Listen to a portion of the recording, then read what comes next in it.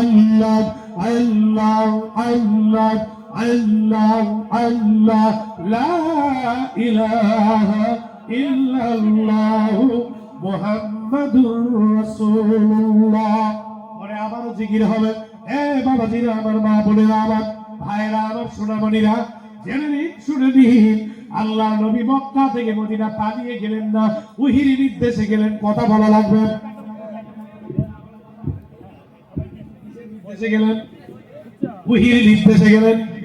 এবার দয়াল নবী মক্কা থেকে মদিনায় আরো কয়েকবার গিয়ে মক্কাতে মদিনার ডাইরেক্ট যান নাই, তবে তিনি মায়ের কবর মদিনার অদূরে এই জায়গার নাম আবওয়া, কি নাম? আবওয়া নামে জায়গাতে গিয়েছিলেন জিয়ারতে। নবীজি পাক সাল্লাল্লাহু আলাইহি ওয়াসাল্লাম মদিনার যখন গেলেনই, তখন তিনি পিতার মাতার কথা চিন্তা করলেন। বহুবার মনে পড়ে যায়, তিনি মায়ের কবর জিয়ারতের জন্য কয়েকজন সঙ্গী সাথীকে নিয়ে চলে গেলেন। জোরে বলুন সুবহানাল্লাহ। এটা সহিহ মুসলিম 976 নাম্বার হাদিস, 976 নাম্বার সহিহ মুসলিমের হাদিস। হযরত আবু হুরায়রা রাদিয়াল্লাহু তাআলা আনহু মুসলিম শরীফে 976 নম্বরে হাদিস খানা উল্লেখ করেছেন। এখানে বলা আছে, দেখেন ভালো করে, আপনাদের ভুল ভেঙে যাবে। জারান নবী সাল্লাল্লাহু আলাইহি ওয়াসাল্লাম ওয়া উম্মিহি, আল্লাহ নবী তার মায়ের কবর আবওয়াতে জিয়ারত করলেন। ফাবাকা, নবীজি মায়ের দুধ মাত্র 7 দিন খেয়েছিলেন। আল্লাহ আল্লাহ আল্লাহ আল্লাহ আল্লাহ আল্লাহ। আদম হাওয়া সৃষ্টির পাও রে, 350 বছর কাল দিল রে। আদম হাওয়া সৃষ্টির পাও রে, 360 বছর কাল দিল রে। ওই নামের ওই ওসিলাতে ক্ষমা করল রব্বুল ইজ্জতে। ও নবীজি তোমাকে না পাইলে, আল্লাহ আল্লাহ আল্লাহ আল্লাহ আল্লাহ আল্লাহ আল্লাহ আল্লাহ আল্লাহ আল্লাহ আল্লাহ আল্লাহ। আমরা সবাই লতার পাতা, আমরা হলাম লতার পাতা। ইউসুফ জামিল বাবা গাছের মূল ফুল গো, মদিনার ওই গোলাপ ফুল, হাইরে ফুল ফুটিয়াছে ডালে গো। মদিনার ওই গোলাপ ফুল, হাইরে ফুল ফুটিয়াছে ডালে গো। মদিনার ওই গোলাপ ফুল। আল্লাহ আল্লাহ আল্লাহ। আমরা সবাই লতার পাতা, আমরা হলাম যথার তাতা। মা ফাতেমা গাছের মূল ফুল গো, মদিনার ওই গোলাপ ফুল, হাইরে ফুল ফুটিয়াছে ডালে গো। মদিনার ওই গোলাপ ফুল। আল্লাহ আল্লাহ আল্লাহ। সেই ফুল দিয়া কারাকারি করে, সেই ফুল নিয়া কারাকারি করে যত জাকের জাকরানি গো।